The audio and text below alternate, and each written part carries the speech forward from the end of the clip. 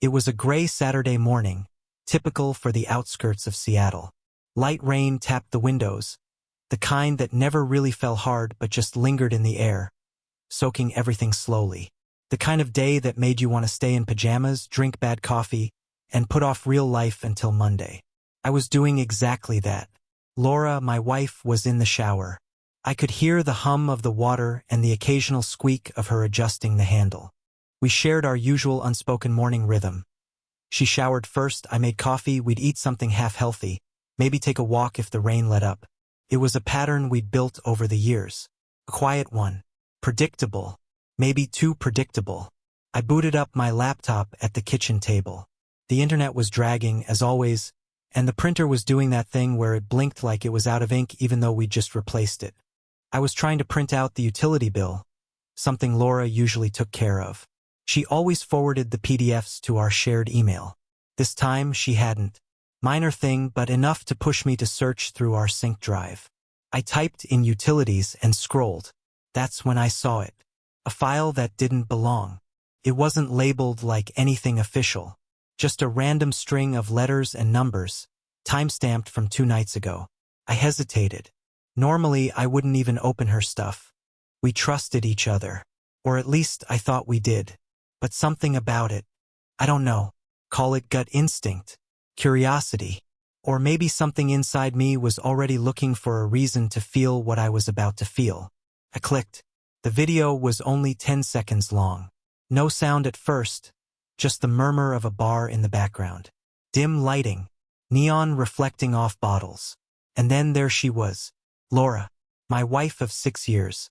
She was wearing that low-cut Berg * NDY top she bought recently. I remember asking if it was for date night. She said it was just something she liked, no occasion. In the video, she was laughing, that same laugh she used when she was tipsy.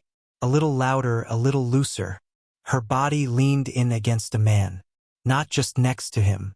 Not friendly spacing. Touching. His arm was draped around her like it belonged there. She whispered something in his ear, and he tilted his head toward her, smiling. Then, right at the end, the part that still replays in my head when I'm lying in bed. She kissed him. Not a cheek kiss. Not a drunk mistake. It was quick but intentional. A kiss between 2 people who had done it before, or were planning to again. Then the clip ended. I sat there, the laptop screen still glowing. I watched it again. Just once more, to be sure I hadn't exaggerated it. I hadn't. If anything, it looked worse the second time. More familiar. More deliberate. I didn't feel what I thought I would. No immediate anger. No shouting or breaking things. Just numbness. Like a switch flipped in my chest and everything inside went quiet. She was still in the shower. I got up slowly, carried the laptop toward the bathroom, and opened the door. The room was fogged up. Steam clung to the mirror, the air thick with lavender shampoo. I stood there for a second, watching her silhouette behind the glass. Laura, I said, calmly. She turned off the water. Yeah? I need you to look at something. The door creaked open. She stepped out in a towel, wiping her face with another. Her hair was plastered to her skin, and her face had that flushed look she always had after a hot shower. She looked relaxed, soft, like she didn't know the bomb waiting for her. I turned the screen toward her. She blinked at it, her mouth tightening. A beat passed, then another. Oh, she said, like I just shown her a parking ticket. That. Her tone wasn't defensive. Not angry, not even guilty. Just flat. That was nothing. A dare, she added, casually adjusting her towel. We were goofing off after the party. Everyone was messing around. You know how it gets. I said nothing. I was still watching her, trying to decide what was worse, the video or how easily she explained it. Mark, she said, her voice taking on that light, rational tone she used when I forgot to take the trash out. Seriously, you're blowing this way out of proportion. If you trusted me, this wouldn't be a big deal. I don't know that guy, I said. My voice sounded strange even to me. Hollow. He's from the sales team. I don't really talk to him much, she said quickly. We were all playing stupid truth or dare stuff at the bar. It was all on video because a bunch of people were recording everything. Honestly, it was more embarrassing than anything. She took the laptop from me, not forcefully, but fast. She clicked through, found the file, and deleted it in front of me. There. Gone. Can we move on now? And then, like it hadn't happened at all, she turned back toward the sink and started brushing her teeth, humming. I stood there, the echo of her words ringing in my ears. If you trusted me, this wouldn't be a big deal. But it was. Not because of the kiss, though God knows that would have been enough. But because of how easily she dismissed it. No real apology. No shock. Just management. Like I was a situation to contain. I walked back to the kitchen in silence. The laptop was still warm on my hands, but the air in the room felt colder now. The smell of her shampoo still hung in the air, but it made me nauseous. The coffee I'd poured earlier was stone cold. I stared at it for a long time, and then I realized something. This wasn't the first red flag. It was just the first one I couldn't ignore. The truth is, a part of me had known something was off.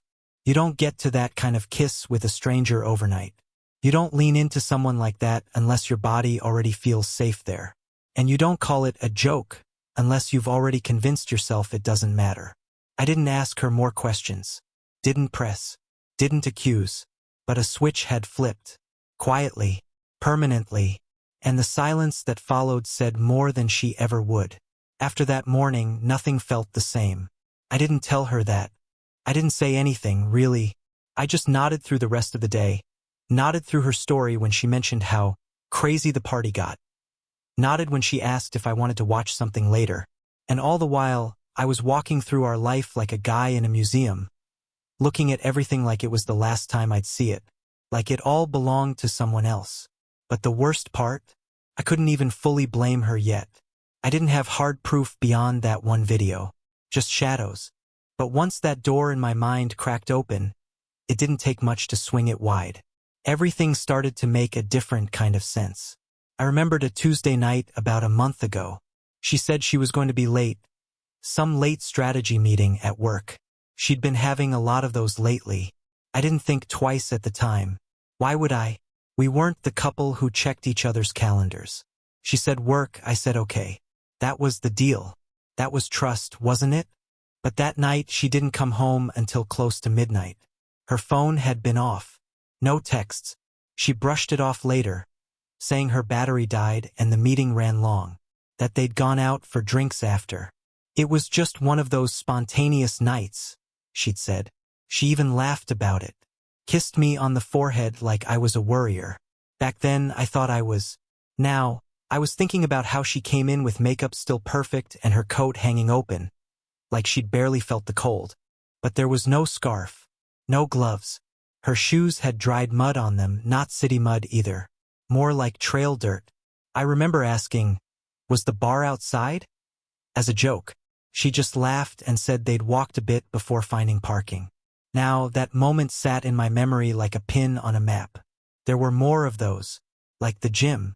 Out of nowhere, she got obsessed with working out. She hated gyms. Always said they smelled like sweat and regret. But one day, she signed up for a membership at this boutique fitness place across town. Said it was for the classes and that it made her feel good. I supported it. Of course I did. That's what you do when someone says they're trying to better themselves, right? But here's the thing, she never wanted to go together. Even though we used to do everything together. Hikes, runs, yoga, you name it. Suddenly, this was hers. Private. She'd come home flushed and glowing. Not always from exertion. She'd rush past me, straight to the shower, like there was something she needed to wash off before I could smell it. Sometimes she'd throw her clothes straight in the laundry, not the hamper, the wash.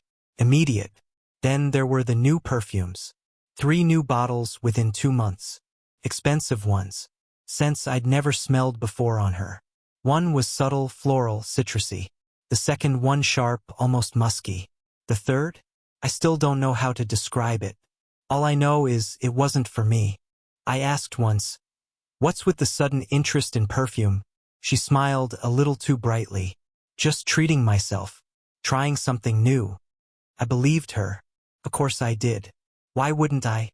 Because I wasn't ready to not believe her. Looking back, I can see it now, all these pieces I had brushed aside, labeled as normal changes. A new perfume, a gym class, a work dinner, an offhand comment about needing space, all harmless on their own. But together, they were a pattern I refused to see. I guess part of me thought that noticing these things would make me paranoid. Like it was a betrayal of trust to even suspect. I was always the calm one, the rational one. The guy who believed in giving space, who didn't snoop through phones or ask too many questions. She used to joke that I was too chill sometimes. Now, I was realizing maybe I hadn't been chill. Maybe I'd been blind. I remember the first time she came home and didn't kiss me hello. That was new. It was a Tuesday, I think. She walked in the door, took off her coat, kicked off her heels, and just said, "God, I'm exhausted." No hug, no touch. I offered to pour her a glass of wine, and she waved it off. Just water. She didn't even look me in the eye that night. We sat on opposite ends of the couch, watching something forgettable. I glanced at her during the credits. Her head was resting against a pillow, but her eyes weren't on the screen.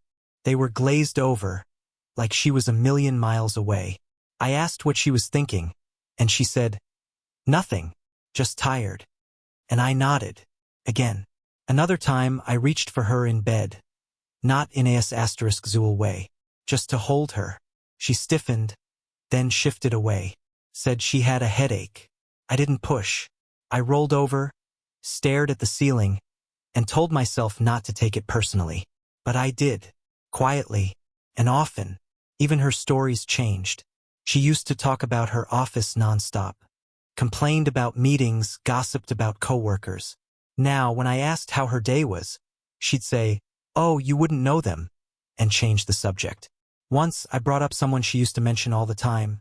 A guy named Evan, I think, and she looked genuinely confused. Like she didn't remember ever telling me about him. But I remembered. I always listened, even when she thought I wasn't. And then there was the **Macy or lack of it. We used to have this thing. A rhythm. It wasn't fireworks every night or some perfect love story. But it was real. It was ours. But over the past few months, that part of our relationship had gone quiet. Like a faucet slowly tightening until nothing came out. I'd reach for her, and she'd flinch. I'd kiss her neck, and she'd pull away like she was ticklish. Except she wasn't. Not before. I asked her once, gently, if everything was okay. She sighed. "It's just stress. Work's been crazy." I wanted to believe that. God, I did. But deep down, something didn't sit right. Her touch had changed. Her voice. Her eyes. It was like she was performing. Acting out the role of the wife she thought she was supposed to be. She smiled, but only with her mouth. Her body was next to me, but her mind was somewhere else. Somewhere I didn't have access to anymore. And maybe that's what haunted me the most. Not the thought that she kissed another man, or that she might be sleeping with someone else. But that she had been slowly, quietly leaving me long before any of that. That she had taken pieces of herself and handed them to someone else without telling me. And that I had watched her do it, and said nothing, because I was too afraid of what it would mean if I did. Now I couldn't unsee it. Any of it. Every night after that video, I laid awake replaying everything I'd ignored. Every moment I brushed aside. Every excuse I accepted because the alternative was too painful to confront. But it wasn't some sudden betrayal. It was a slow erosion. And the hardest part? I think she thought I'd never notice. By the time Friday came around, I was already halfway gone in my mind. Not physically. I was still in our house, still sleeping next to her, still making coffee in the morning like nothing had changed.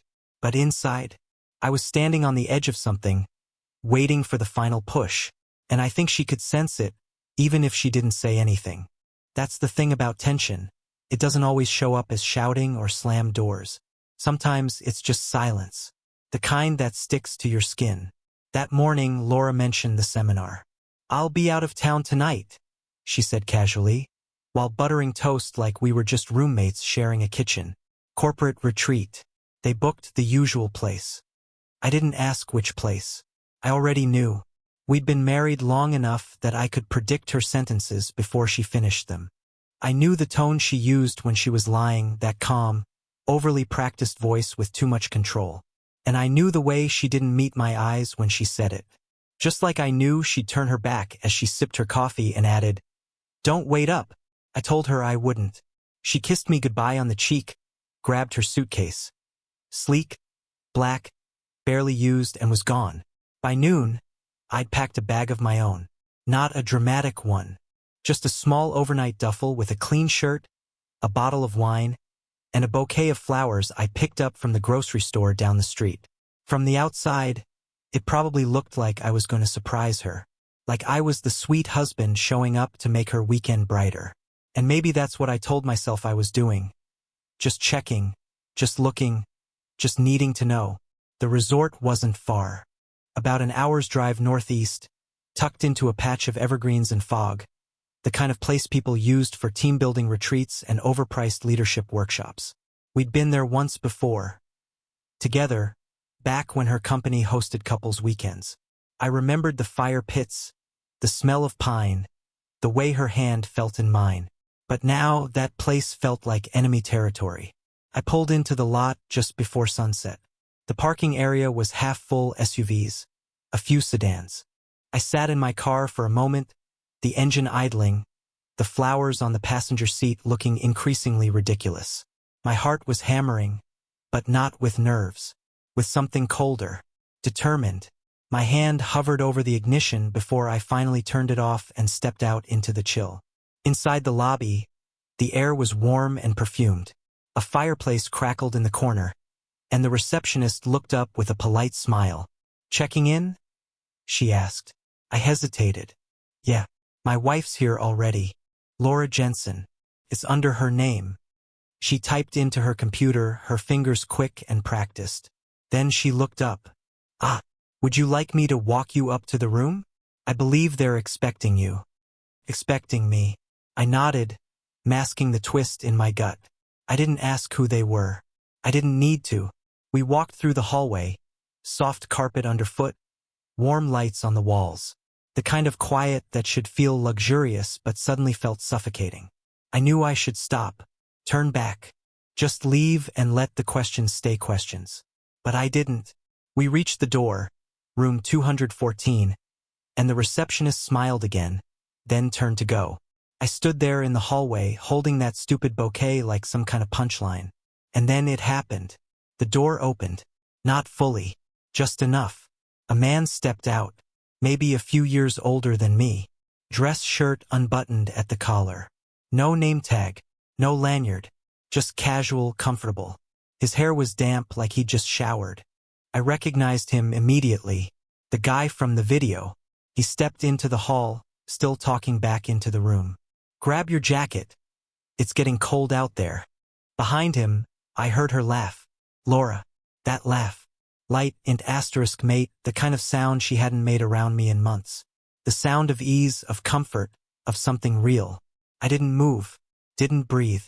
I pressed my back flat against the wall just around the corner. He didn't see me. He just turned the other way, heading down the hallway toward the elevator, whistling under his breath like a man with no secrets. And then I saw the room. The door stayed open. I saw light spilling out from inside. Her shadow passed across it, moving back and forth like she was finishing getting ready. Her voice carried faintly, casual, close, hers. There was no seminar, no team building, no late-night strategizing or breakout sessions. Just her and him, in that room, together. And for the first time in weeks, I didn't feel confused. I felt calm. Because now I didn't need to wonder. I didn't need to scroll through synced files or overanalyze perfume or ask myself why her stories didn't line up. I didn't need to read between lines or study half-hearted kisses or lie awake wondering if I was imagining things. Now I had the truth. In 10 seconds, everything made sense. I turned away from the door, walked quietly down the hallway, and stepped outside into the cold night air. I didn't confront her, didn't yell, didn't demand anything. I just left. Because in that moment, I realized something deeper than anger. This wasn't about catching her. This was about freeing me. I drove straight home that night, not once looking back. No music, no radio. Just the hum of the engine and the occasional gust of wind rattling the side mirror. The bouquet of flowers was still on the passenger seat, untouched. The wine bottle rolled once with every turn I took, clinking softly, like some strange metronome keeping time with my breathing. It wasn't rage behind the wheel, not even heartbreak. What I felt was something colder, heavier, final. I walked into our apartment just before 10, flipped on the hallway light, and stood there in silence. The living room was still exactly as we'd left it that morning. Her slippers by the couch, a throw blanket folded neatly on the armrest, a pair of mugs drying beside the sink. Nothing looked different, but everything had changed. And I realized something else, right then. I didn't want to be there when she came back. That night, I packed my things. Not in some frantic cinematic rush. No suitcase flying open. No dramatic music playing in my head. It was quiet, methodical. I took only what was mine. Clothes, toiletries, my laptop, a box of books, and a few photos I didn't want her rewriting with new meaning. No shared things. No arguments about who bought what. Just a clean, surgical exit.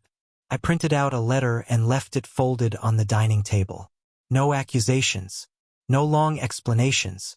Just a single sentence typed plainly. I know. That was it. I didn't leave my new address. I didn't tell her where I was going. I didn't block her number either. I wanted her to sit in the silence for once, to feel the weight of something missing instead of something ignored. By sunrise, I was gone. I found a small studio on the other side of the city. Nothing fancy, just a space with 4 white walls, a mattress on the floor, and a kitchen that smelled faintly like cinnamon from the previous tenant's candles. It was cold, empty, but in a strange way it was peaceful. I didn't tell anyone, not even Jake, my oldest friend. Not for the first few days. I didn't answer texts, ignored calls. I wanted the world on mute. On Sunday afternoon, the first message came in. Laura, Mark, where are you? Please call me. Then 2 hours later, I'm home. I don't understand what's going on. Can we talk? Another. If this is about the seminar, please just let me explain. By Monday morning, I had 11 missed calls and a voicemail that started with her trying to sound calm and ended in stifled sobs. But I didn't respond. Not out of cruelty, but because I had nothing left to say. I'd seen all I needed. No explanations could change the fact that she had chosen another life and lied about it. Over and over. Still, I knew she'd come eventually. I just didn't expect her so soon. Tuesday evening, I heard a knock on the door of the studio. I froze, heart stuttering for the first time since that night. I hadn't told her where I was. I hadn't left a trail. But there she was, standing in the hallway like some ghost from a better year. She looked tired, makeup worn thin, hair pulled into a messy bun. Not put together like usual, not the polished version of herself she performed in public. This was raw, real, and still it meant nothing. Mark, she said, her voice cracking. Please, just let me in. I didn't. I stepped outside instead, closing the door behind me. Her eyes darted past me, as if trying to catch a glimpse of what my new life looked like. But I blocked her view. Why didn't you say anything? She asked, almost whispering. You just disappeared. You don't disappear from something that already ended, I said. Her face crumpled. I swear to you, it wasn't what you think. That phrase again, like a broken record, like her defense wasn't even customized for me. I saw you, I said. Not just a kiss, not just a bad night. I saw your life, the one you built without me. She shook her head quickly. It wasn't like that. It was a mistake. A horrible, stupid mistake that got out of hand. I didn't plan for it to go that far. I let the silence hang. I was going to end it, she continued. That weekend, I swear. I just needed, I don't know, space, time. I messed up. I know I did. But this doesn't have to be how it ends. She reached for my hand. I stepped back. Her voice cracked again. Please, I know you're hurt, but I love you, Mark. I never stopped. I lost myself for a while. Don't, I said, my voice lower now. Don't say love if you didn't mean it in the room with him. That hit her. I saw it. I know I can't undo what happened, she whispered, tears finally spilling. But I want to fix it. We can try therapy. Or a break if that's what you need. Anything. Just don't give up on us. I wanted to tell her that she was too late, but I realized something. She already knew. She saw it in my face, the resolve, the stillness, the version of me that no longer needed her apology to feel complete. And that was the part she hadn't planned for. She thought I'd explode, cry, demand answers, maybe even beg to understand. But I didn't want understanding anymore. I wanted peace. So I looked her in the eyes and said the only thing I hadn't yet. I'm leaving, Laura. Not just the apartment. Not just this week. I'm leaving you. Her breath caught. I continued, I'm not angry. I'm not even surprised. But I'm done. She tried to speak again, but nothing came out. Just quiet, broken sobs. I waited, let her feel it. Then I stepped back, reached for the door behind me, and said softly, please don't come here again. I closed the door before she could answer. Through the thin walls, I heard her crying. For minutes, maybe longer, I didn't move. I just sat on the floor, back against the door, eyes closed. And for the first time in months, I didn't feel like I was drowning. I felt like I could breathe. The first week after I left Laura felt like a dream. Not the good kind. More like the kind where you're walking through your own life, but everything's wrong. The colors are off, sounds are muted, and every time you try to speak, no one hears you. I spent those first few days in silence. Not just avoiding people, I mean silence in the real sense. No music, no TV, no background noise to distract me from myself. I didn't open curtains, didn't answer my phone.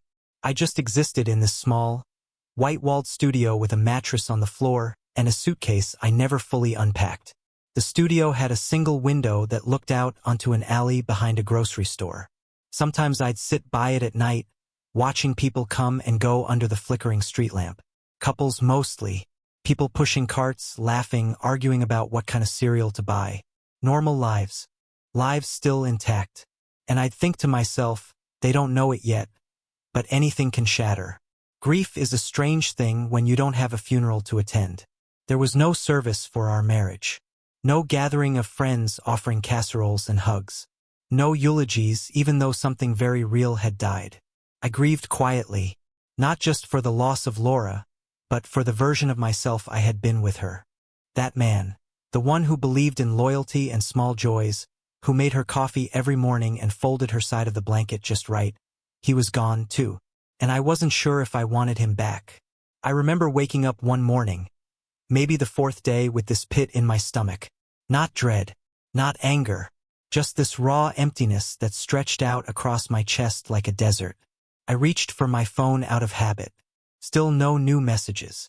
The silence was deafening. That morning I walked for hours. No destination, just moved. Through neighborhoods I didn't know, past bookstores and laundromats and playgrounds. The world kept spinning, and for the first time I was outside the orbit. No responsibilities, no plans, no one waiting for me at home. And still, somehow, it was easier to breathe. The thing people don't talk about when they say time heals is that time also erases. Not all at once, but gradually.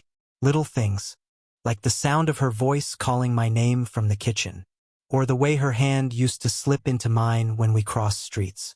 Those memories faded like ink left in the sun, fainter by the day. But not all memories were that kind. Some stuck, like the video, the laugh, that room. Those images didn't fade. They burrowed, deep, not like wounds you stitch shut, but like splinters too far in to pull out. I didn't hate her. I want to make that clear. It would have been easier if I did. Anger gives you purpose. It makes you feel like you're still connected, even if only through resentment. But what I felt wasn't fire. It was something colder, a kind of indifference wrapped in sadness. The moment you stop asking, why did she? And start saying, of course she did. One night, maybe 2 weeks in, I finally turned my phone back on. Dozens of texts, missed calls, a few voicemails from her I didn't have the stomach to listen to. Some from mutual friends, saying they were so sorry to hear what I didn't know. I hadn't told anyone. But word gets around when a man disappears. I responded to no one. I didn't want to talk. What could I say? Hey, you know that life I spent years building? Turns out I was the only one treating it like it mattered. Instead, I just kept to myself. Started cooking again, slowly. Real food, not just takeout. Eggs, pasta, cheap vegetables from the store down the block. I cleaned the apartment even though it barely got messy. I started organizing books by color just to have something to do with my hands. Night I read, or just sat with a notebook, not even writing, just holding the pen, waiting. Sometimes I thought about messaging her. Not to forgive, not to fix, just to talk. I missed the sound of her voice, even if I didn't miss her. But I never pressed send. I knew if I opened that door, she'd step through it. Full of apologies, promises, maybe even tears, and I didn't want any of it. Not anymore. That door had to stay closed. Because every time I thought about going back, I remembered the version of myself who waited for her to come home at 11:30 p.m., convinced myself it was just work, who excused the gym classes, who believed the lies even when they didn't make sense. That version of me deserved better, and I had to be the one to give it to him. Still, loneliness has teeth. There were nights it bit hard. I'd lie awake listening to the upstairs neighbor walking around, a dog barking 2 buildings over, a car alarm 3 streets away. All these lives happening, all this noise, and none of it touched me. Sometimes I'd dream about her, not cheating, not arguing, just normal dreams, grocery shopping, folding laundry, picking out a movie, domestic little moments from another lifetime. I'd wake up from those with this ache in my chest, as if I'd fallen for her all over again. Then I'd remember the kiss, the room, her voice saying, "It's not what it looks like," and the ache would go away, replaced by silence again. Eventually, the silence became comforting. It was mine, no one lying in it, no one using it to cover guilt or manipulate trust. Just quiet, real and raw. And in that quiet, I started to find pieces of myself I didn't know I'd lost. I remembered what it felt like to walk without waiting for a text, to make dinner without wondering if she'd be home, to breathe deeply, without suspicion clogging every thought. This wasn't healing. Not yet. But it was the space healing needed. A clearing in the forest. And for the first time in years I was standing in it. Alone, yes, but unburdened. I finally answered a call from Jake. He didn't push, just listened. He suggested therapy. I went hesitantly at first, then regularly. It wasn't just about her anymore. It was about me. How I'd slowly disappeared trying to save something already cracked. In those quiet sessions, I began to hear my own voice again. And for once, I didn't feel crazy. I felt free. At the lawyer's office, she looked smaller. Not defiant, not angry, just lost. She asked for another chance. A fresh start somewhere new. I said nothing. As I stood to leave, she reached for me. I stepped back. Not after everything you've done. She didn't cry this time, and I didn't look back. Not at her. Not at us. That chapter was over. I was walking into my own life now, finally on my terms.